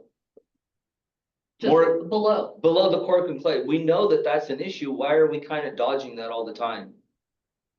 No, it's definitely a topic that has been discussed. There's a couple of ways to look at that. Let me make sure I'm understanding what you're suggesting, Mike, is that if you got 11 inches of APA in the get-go, half of that can be pumped below, the other half has to be pumped above. That's kind of, you're not saying give them a smaller number, you're saying the fraction below should be reduced. Well, my understanding is these areas that are that bad, most of it is being pumped below the cork and clay anyway. So if it's being below, there's not much to transfer if they're not pumping above. Right, and if they're consuming 30 some odd inches and they're already getting cut to 24, there is that already cut occurring on an average. But I understand your point. This is where Lacey would like to, her thought is we should go there. I've said that I think our allocation is already getting us that direction. So I'm trying to give some room on that and some flexibility. And Brad, I think maybe a question to your point and your driver for incentivizing, Adriel was noting that you can transfer the recharge credit. So if you get a credit above, but you don't have a well above, maybe you can transfer that credit to somebody else who can then transfer you their allocation credit in a way that lets you still pump and not double down on extra pumping below the cork ring. Because what we don't want to do is get a situation where somebody just keeps pumping 4 feet because they have a recharge credit that's actually not contributing to that layer. And so, I get the incentive drive. We're trying to find those pathways, but we don't want to get redirected impacts. I think we have to be realistic with it. Something that also just came to my mind, Greg, along with that is your rainwater recharge credit that you're getting, that's coming in above Corcoran clay, and those who are below Corcoran clay are still getting the rainwater credit, aren't they? That's going to meet crop demand. Yeah, crop demand. Yeah, it's not something that you don't do. Yeah, it's getting taken off of your ET to cover that part. Now your applied water is the rest of it, and your applied water is coming from wherever you're pumping from. So, that the kind of way we're fronting this is we're trying to balance that situation between already reducing and incentivizing bringing more water in. And there's no right answer. I'm afraid there's not going to be as much water to bring in as we all think. Everybody talks about a recharge basin, but where's that water going to come from? Flood water. Because at $300, I don't see people building a pond to put water in. It sounds good. It sounds good when we're talking about it, but when you got to write the check for that water, I don't. No one does that with $300. Exactly. So where are you going to get the water? As water gets more expensive, when this really goes into effect, It's going to be floodwater from Merced ID, but it has to be. That's the only water we're talking. Here's my comment, Brad, and I guess I see everybody's points. I think it's a real slippery slope not giving a recharge credit to a guy that's doing recharge out in El Nido. Yeah, it's going above the Corcoran clay layer, but at some point in my dumb dirt kicker mind, those abandoned wells that you're talking about are going to start filling up over time. Yeah. So I don't know if those guys should be penalized for maybe give them a break that their degradation doesn't happen in 5 years, give them a little bit more time to keep, as you're saying, incentivize them. Especially if they're buying the water. From, yeah. Oh my God, yeah. But What MID is talking about is, it's gonna be on their next agenda, is offering $70 water, $75 water, shoulder season water. For that. We've And been it's there. gonna, In the, in the, when, like right now, well, not right now. Well, actually, I think right now they're forced to release water for flood control. The Perfect. Army Corps is making them, and it just goes down the river. They don't divert any of it. Well, what they're gonna be putting supposedly on the agenda is when there's a certain amount of release for flood control, they divert it and can sell it out of district. but they're still gonna have to have DWR sign off on that, On the 'cause they, transfer. yeah, cause they want so much going by that, down that river also. Well, it's- They're trying to control the people on that river, not the pump. yeah, this is a totally different water we're talking. We're talking about water held for storage, they can legally store, but for flood carrying water for fish and So like sell snow it. melts above come and in beyond and they gotta. that. And we've been trying for that water, Brad, for 2 years, you and I, and finally we're gonna get it, and that $75 water, we can stomach putting in a reservoir and just going boom across all the acreage. You don't even need a pond. Yeah. you just Right, the flood ground's water. gonna soak it up. You flood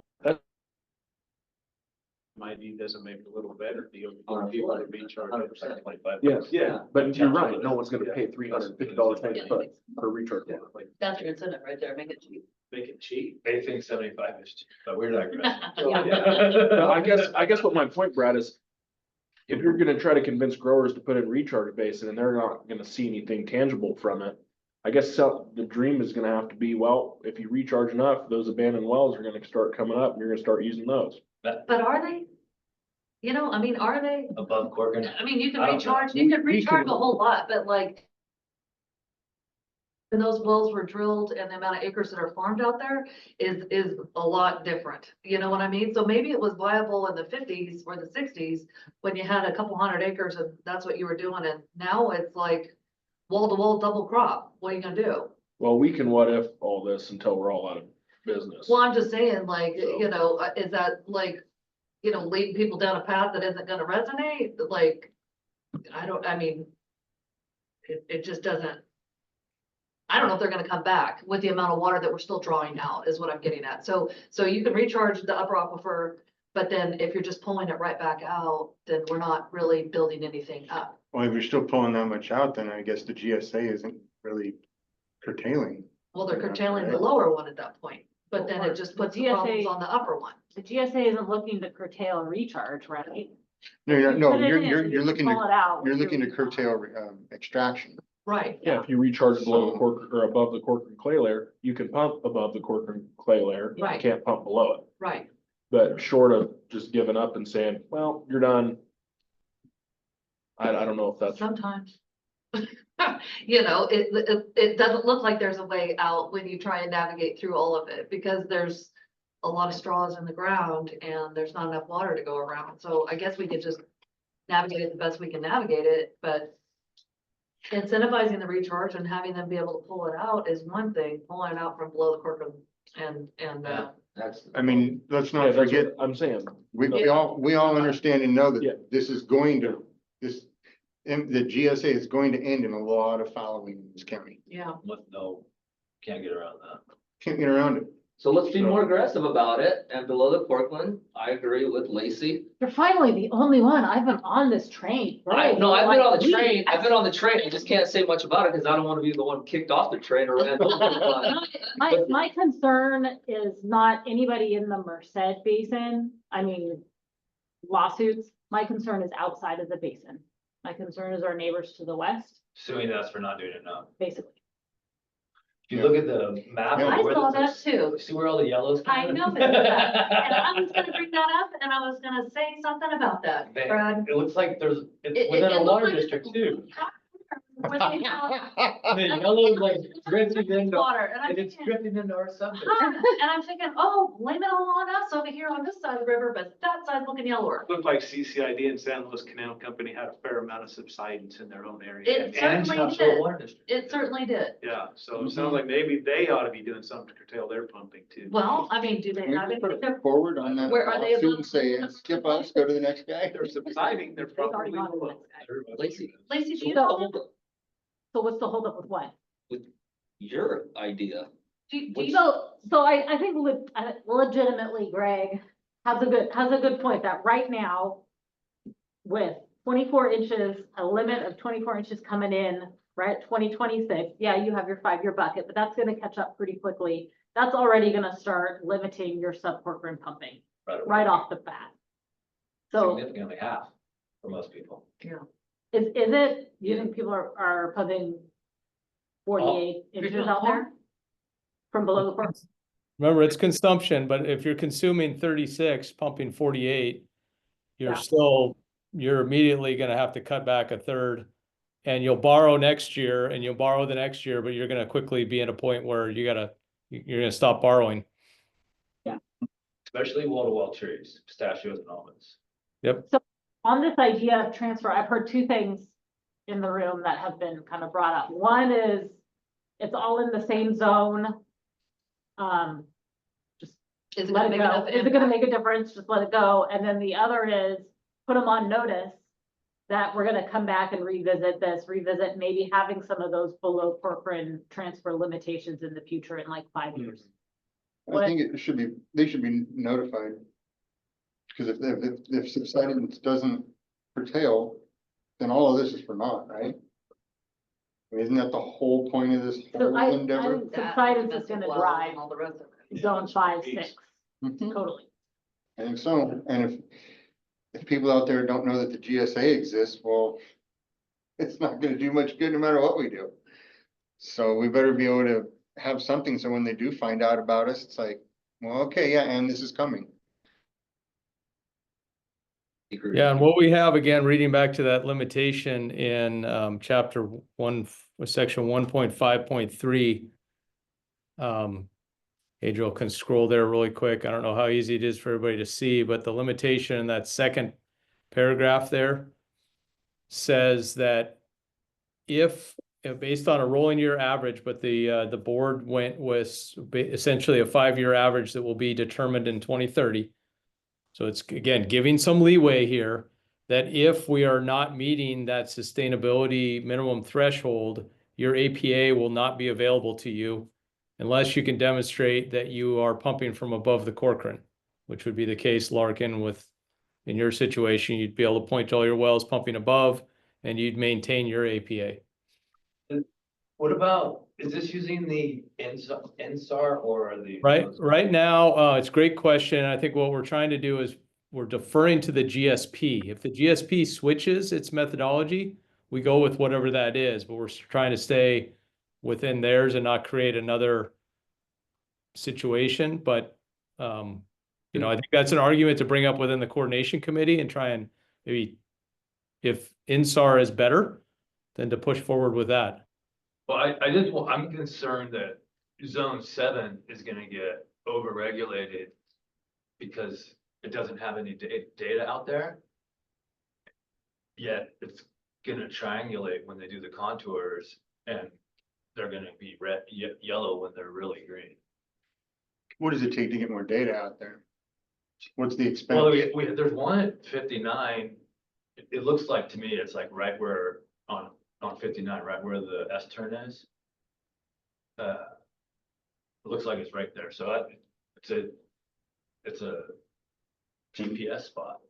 So, and these aren't, I don't know how expensive. I have no idea. but these aren't, monitoring wells. These are GPS stations essentially, or, Yeah, this is a station A station. on the ground right?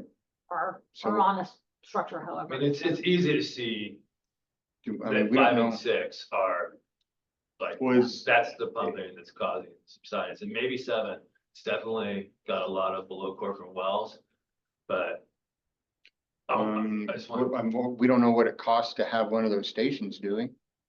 I do not know what it costs to have one of those stations. We can look that up, but that is part of the the TSS support that DWR offers is a continuous GPS station is something that they would offer. I know like, drilling wells, there's a total backlog on that, and I don't even know if the dollars are still there. Do you, Brad? I don't know. Yeah, I Matt would- knows all that kind of stuff. We submitted our application for TSS Oh, dollars. Matt's about to put. We Probably have, cheaper than fouling 100 acres of almonds. Well, that's what I'm getting at is Yeah. maybe people in zone 7 would want to get together and put in their own, data collection site, kind of like what we've done, with ground monitoring wells. Okay, now here's another thing to help protect you. I'd like to see one like right at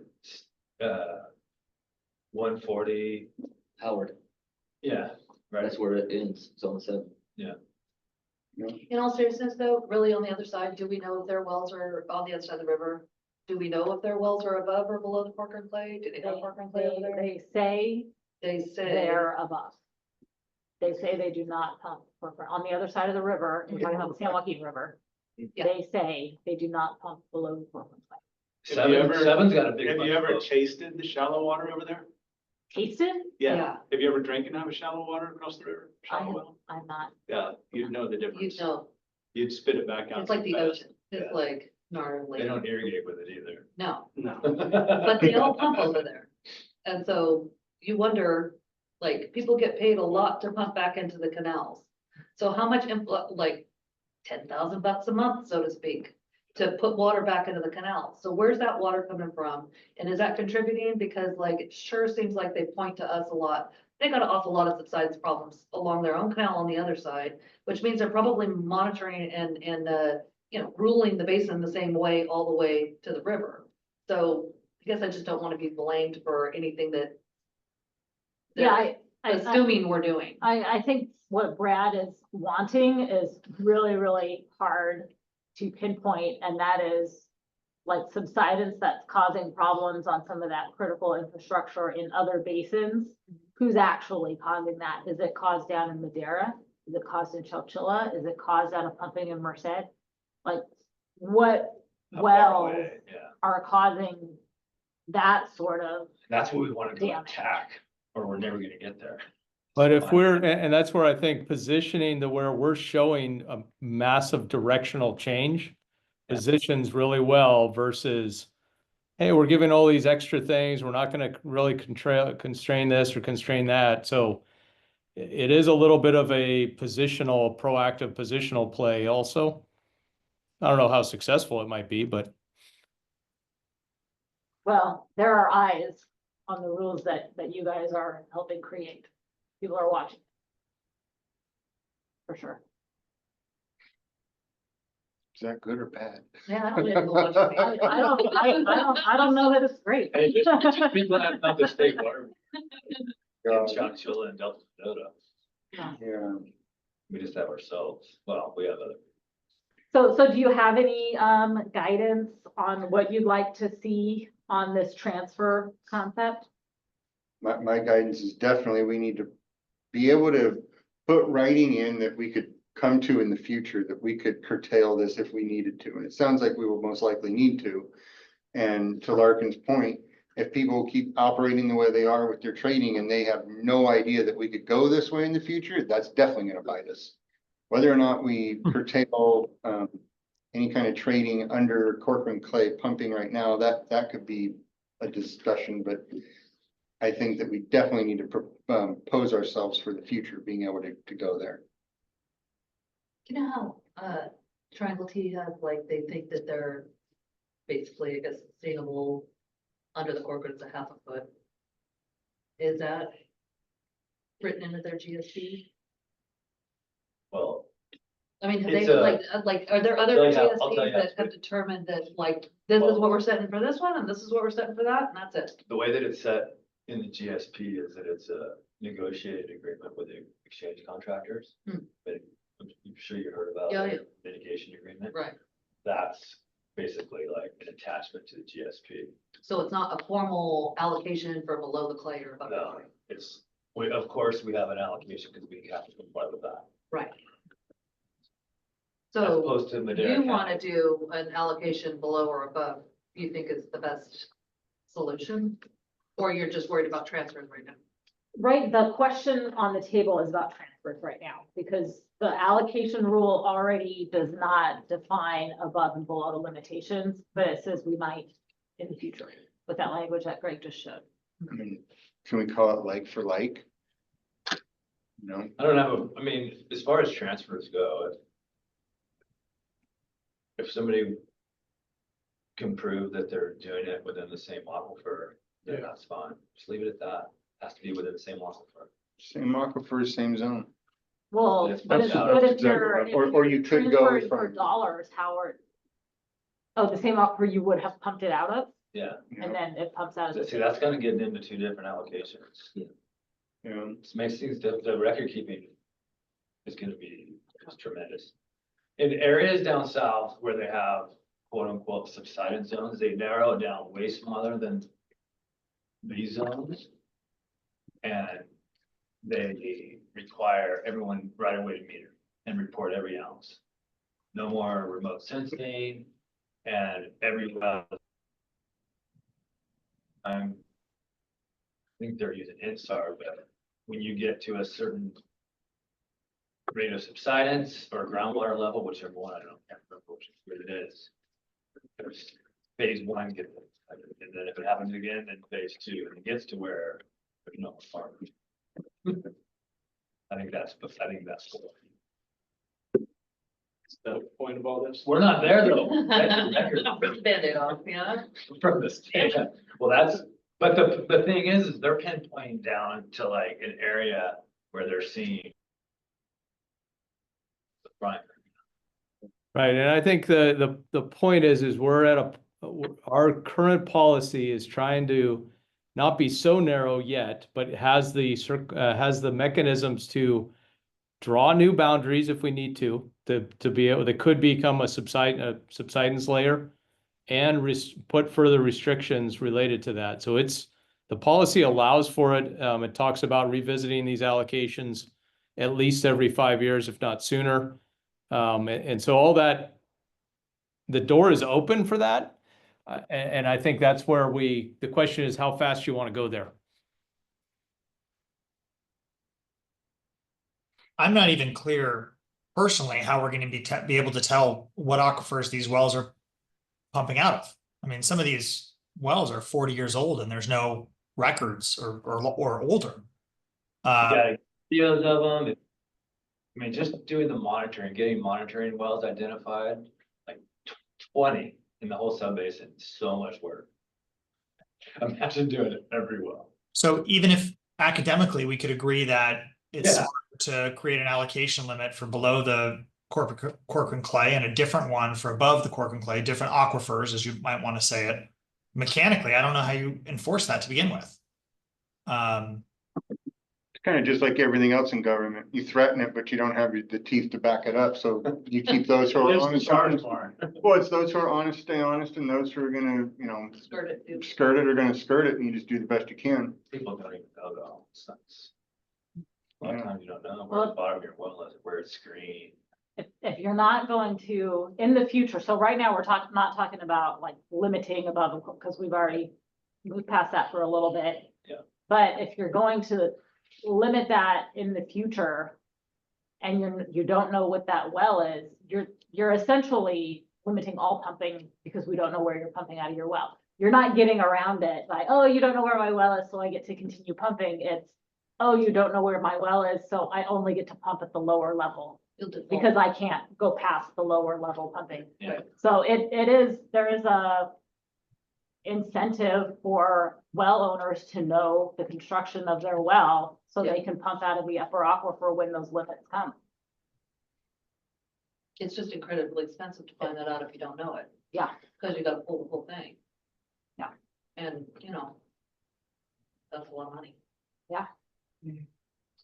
You could taste the difference at our ranch. I mean, Yeah. if Taste you, literally, you could run around and if you tasted all the wells, you'd know that one's shallow and the one that's below is. Wouldn't there be a salt Delicious. content different as well? That's what we're talking about. So Yeah. you could actually put science to You it. could though. literally You take- could- yeah. But you could also But- go, hey, test salt content, Oh, yeah. and you say, hey, Oh, yeah. you know this well's pumping from here based on salt, but that's science. You Right. would see river water in theirs. Yeah. Well, I don't know. No, Ours they're is salty. salty, nasty. Okay. Even along the river, Yeah. they're salty. Yeah. Yeah, So they're very salty. maybe there is Most guys wouldn't something, even maybe farm there's them. something there, you go, hey. I don't know. So but the transfer thing, like, so the recharge, that would include that too? No. No. So we're just talking just allocation. This is your allocation, transferring your allocation within your zone. But I think also, Greg's got a good point. Eventually allocations are all gonna go to zero in a high subsidence area, so. APAs. Yeah, the APA will go to zero, but even, I remember we were even gonna have everything go to zero if you're still having subsidence, right? Well, even Triangle C Eventually. doesn't go to zero, and they've really turned their subsidence around. They have, both sides have hydrogeologists that they negotiate the below ground pumping every year based on the rate of subsidence. Mhm. I think they're down to like between 0.5 and 0.8. Feet. Below, take your feet. yeah, below the Corcoran. Allowable pumping below the Corcoran, yeah. Okay. So, it's 3:50. We haven't gotten past one of Brad's comment. So I'm going to ask if you guys want to schedule another meeting within the next 2 weeks to go through Brad's comments. They're not that significant. The board wanted to go through you were there. The board wanted the TAC to go through your Oh. comments. At the board meeting, they directed that. Oh, And so I really like. Is Jeannie still on? Yes. I'm happy to meet. Jeannie, is there any way we could do a meeting virtually or no? not called Do we have like a work session Workshop. workshop? Yeah, I would think so. I mean, this is not a board meeting. There are no board members here. It is a board appointed committee, so we've always Right. the Brown Act. But if they have a workshop and they make no decisions, We would make it Brown Act anyways. We could still make we it just Brown wouldn't have a. Act. Quorum, which we never have. we wouldn't have- Kind of like, Yeah, especially if there's no quorum, but yeah, if no action is taken and it's just a workshop, there's nothing to be voided by the Brown Act. So yeah, I would think that's fine. So are you guys able Yeah. to do a virtual workshop to go through these comments I here? know my leg would appreciate that. Your leg would. Lacey, can we add a spot to a committee? I mean, our participation is terrible. He comes a lot. He's been here. He's been here a lot. I mean, we need to start getting rid of people that don't ever show up. Yeah, Clayton Water So we- District, I guess, are you representing Clayton? yeah. You guys rotate on here? No, I just make Scott show up. I mean, on the list, there's only one person who we haven't seen recently, and he used to show up all the time, Randy Edwards. Oh, I haven't seen Randy in 2 years, Lacey.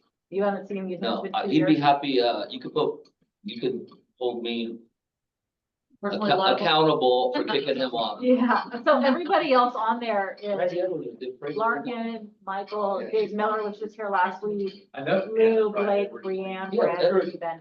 Everybody else shows up, just Let's not call him all Ran- on the same day. Let's call him Randy Edwards. Tony moved to Mariposa a long time ago. Yeah.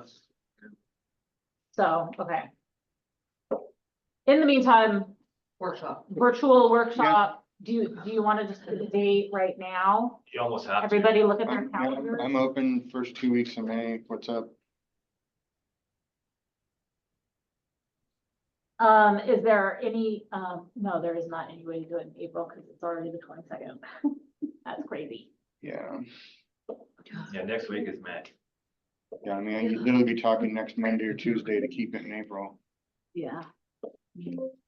Say a date, Mick, Lacey. Okay, you're looking, sorry. Click faster. Babies, they're little kids. Come on, hurry up, mom. Maybe do it a little earlier in the day. Early, do you want to do like a morning time? On the sixth. Whatever you just gotta say a time. Mornings are harder for me. Do you guys typically. keep Fridays? Is Fridays just like, Typically, probably not the best idea. It's more Yeah. open than not. You No. usually, You know, I'm I a big mean, fan of Fridays. Friday at like 9? No, Oh, Friday we the could do 2nd? that. Just knock it out. it's not afternoon.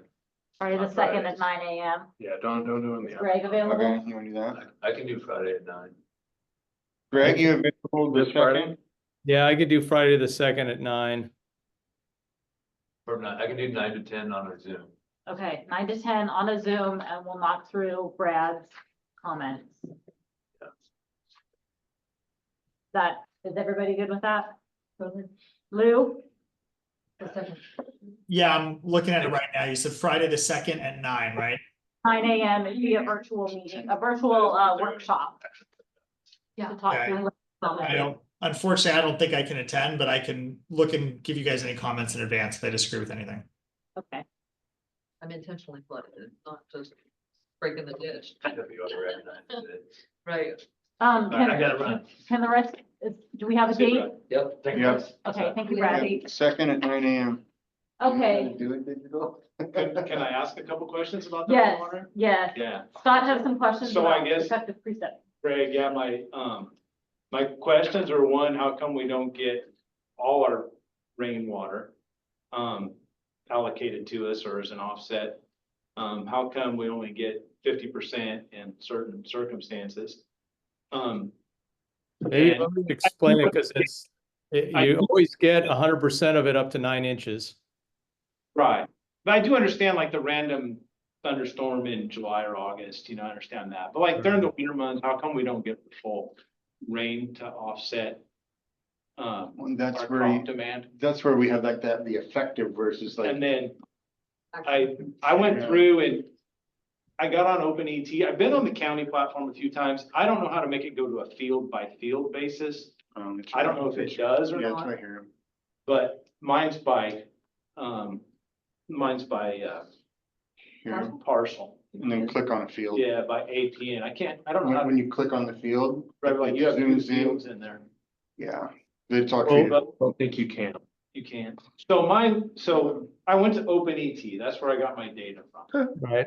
For 2024 on fields that I did not irrigate and planted to grain. I have an ET of 24.3 inches. That's on 3 different fields. If I go to the Merced rain gauge, October through March rain, go through the rainfall and apply the calculations based as to how is outlined. I've got 12 inches to offset my ET. So that leaves me with a 12-inch deficit on a piece of ground that I did not irrigate and grew only a winter crop. Right. So a couple of things to address that. Sorry, you're not done. And so if I go down, I went back all the way to 2020, and every year is similar.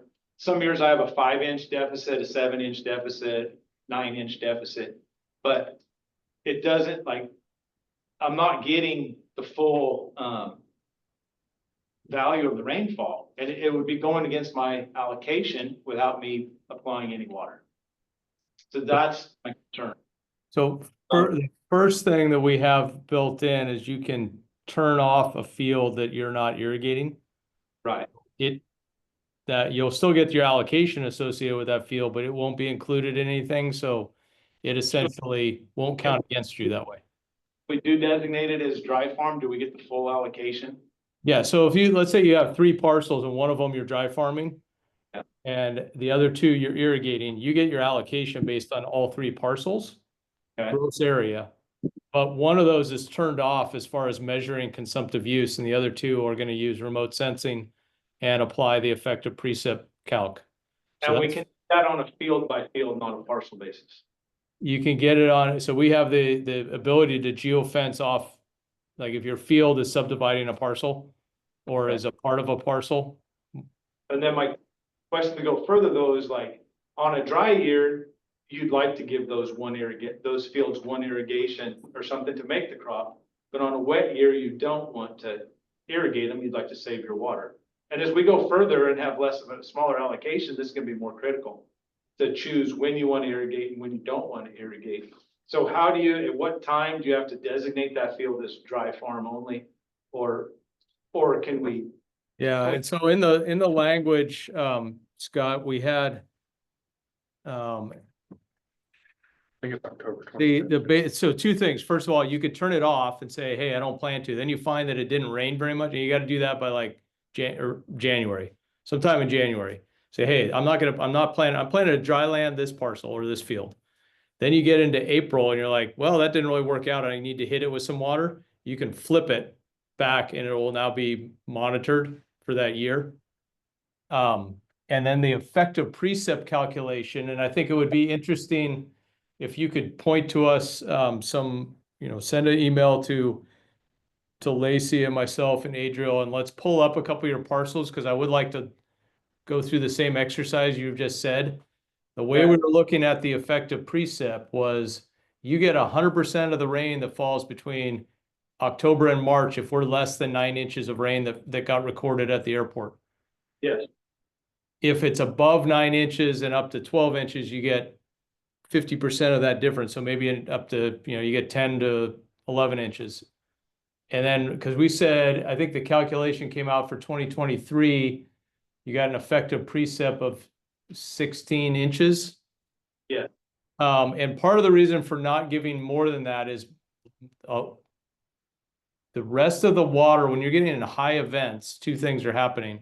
One, you're starting to potentially getting into the growing season and you're applying water, and then it rains. I mean, it happens, right? No one's has perfect crystal ball. So that water is just pushing below the root zone, some water, either water you applied or the other water or the rain. And then if it's really heavy rain events, you're actually getting that percolating below the root zone even before you start irrigating, and it becomes ineffective. And that's what we're trying to do is tie to that part where you get less of it than when there's much more rain. So what I would like to do, to your point, if you saw fields when Open ET that were saying 24 inches in 2024, and rain wouldn't have been, I think our number was like 14 inches in 2024. So you were short. I want to look at that with you. So if you could send us those APNs or those fields or something, because those are the exact questions other people are going to have. So let's understand it. Let's see if it's, what the issue might be, if we need to do something. Greg, I can throw a couple of wrenches into that exact situation. I have a similar situation, but rather than the only field, I double cropped the field. So I grew my winter crop last year, did not put any water whatsoever onto it until I chopped off my winter, planted my summer crop, and only applied 4 irrigations. One is a pre, 3 to grow the crop. And the downside is that what I get penalized, I only put water on in 3 months, but I get a whole year worth of negative off of that field. And I know I wasn't very happy when I see the numbers, and I know that other people are going to want to crucify this GSA over stuff like that. So, But that's where coming back in with your flow meters and your And that's- total acre foot. that's what Lacey is saying. Then I would just go to flow meters. Right. Oh, Right. I only use The 6. problem is, Right. the flow meters though, is that we're, of course, I'm maybe unique, but I'm pumping from the shallow aquifer. Our groundwater is fairly salty. We've got to over irrigate. Otherwise, we can't grow anything. And we're just running it in a circle. I mean, it's Right. And that's where that efficiency factor table that's in there also applies. So if you pump 1,000 out of the ground, we're going to apply an efficiency factor of whatever the right thing. We have some numbers in those tables based on generalities, but we can always have an appeal to get that adjusted, or a variance because of a situation. But let's say it applies 75% of what you pump out of the ground is what's going to count as your consumption. So the other 250 was just part of your flushing, right? Greg, I've got some questions for you on the platform if we're to that point. Are you pretty much, I was just curious, like the rain, is the rain season's October through March, but the allocation's January through December. So how does that interact? How does that work? We basically are giving you the benefit of the rain that started for this whole season before you start the irrigation. And so it's kind of like we preloaded a bucket for you for the calendar year with rain. Is it exact? No, but seems if we just start in January and try and give you January through May, now how do we deal with a fall rain that happened in November or December that was benefiting your soil? Yeah, no, I'm okay with that. I was just wondering exactly how it's applied. Yeah, so just think of it that way. It's just like, hey, there's a bucket. We quantify a bucket. We put that in your account. That's what that's the first thing that comes off of the number. So if we do, or to go to the platform though, the platform, will it go down to a field by field basis? I think it does, right? You can see it. You should be able to see it on a field by field. And I haven't. so one of the things we were talking about is having another workshop here sometime in the next few months to walk through more of these and do more kind of hands-on looking at these pieces.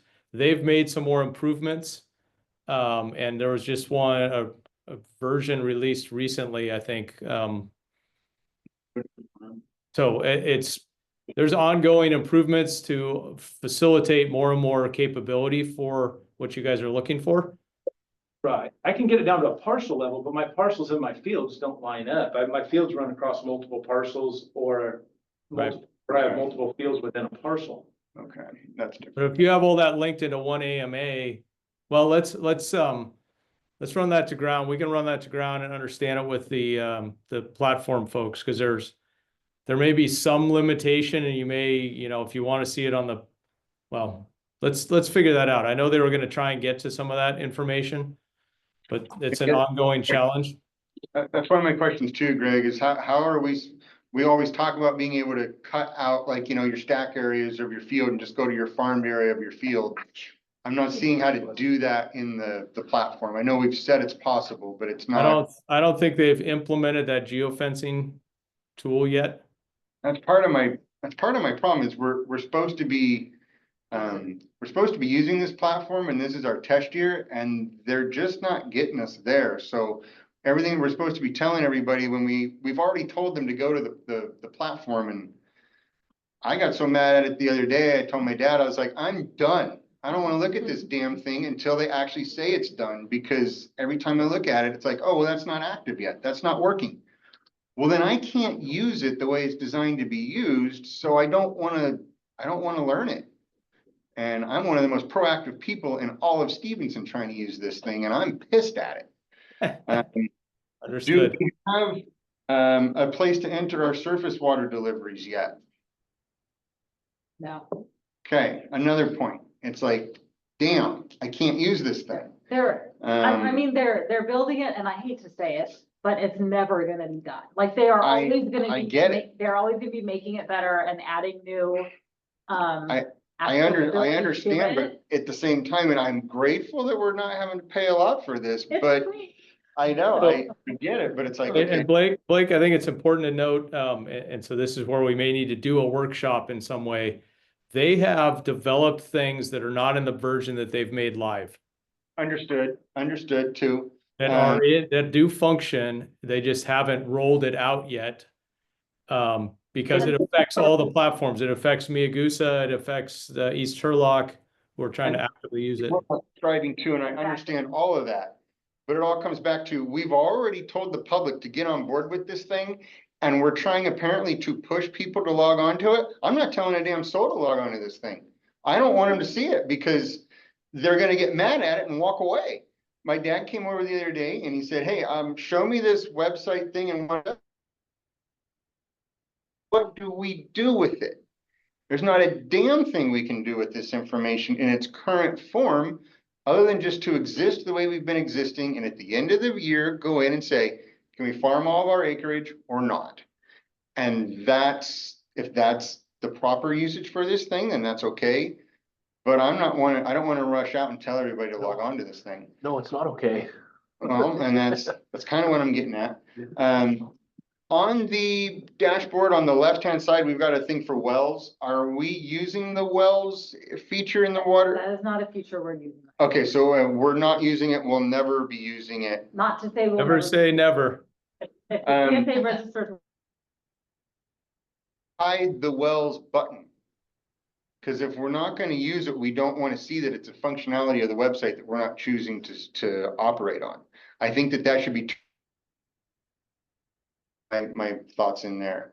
And then in the charts when we log in, the cumulative ET versus the average ET. Average ET is over multiple years of what you typically see, and cumulative is the current year. Is that my understanding? Is that accurate? Or because I'm looking at these charts and I'm trying to understand, like just looking at my field, for example, I've got cumulative ET minus precip, average ET minus precip, and then a bunch of other factors below that. And I'm trying to understand what the cumulative average. So Blake, can you, those are great questions. Can you, and I don't know if they're handwritten down or whether you typed them into something. Could you share those? Because I want to run those to the platform folks. I'll put them up and make them a little nicer and take a Yeah, screenshot. if you don't, because these are all the improvements that we want to do, and maybe we even set up something to have a session with you, because you can be a liaison out to others in McKean Stevenson area. If you're seeing, okay, hold it, yeah, these things that were bothering me and making me want to walk away are getting addressed, and so you're feeling better, and so you can help promote that confidence. But if you're not there, yeah, we got challenges. So I think it's only been a year since I wrote that 4 or 5 page document with his, with Mike's daughter over here, and we blasted him out of the water, and I haven't seen a whole lot come from that. They've done some, but I'll do it again.